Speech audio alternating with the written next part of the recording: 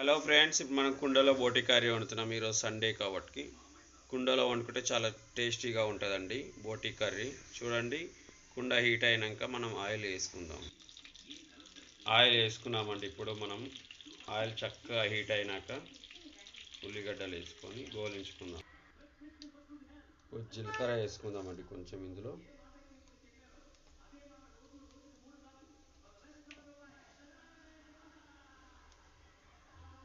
కొన్ని ఆవాలు కూడా వేసుకోవచ్చండి. ఇప్పుడు ఉల్లిగడ్డలు చాలా చక్కగా గోలిన తర్వాత మనం ప్రాసెస్ కంటిన్యూ చేసుకుందామండి. జింజర్ పేస్ట్ వేసామండి.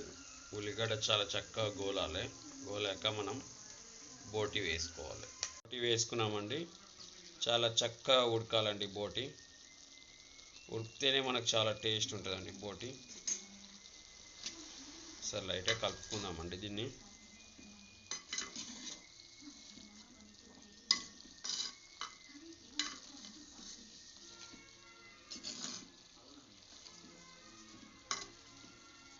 మనకు మంట ఎంత చిన్నగా పెట్టుకుంటే అంత మంచిదండి.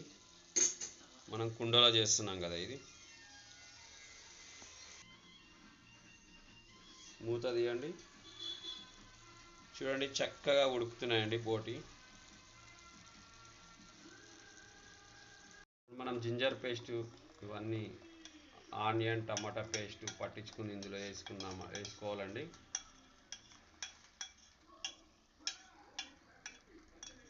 చూసుకుందామండి మూత తీసి బోటి కర్రీ.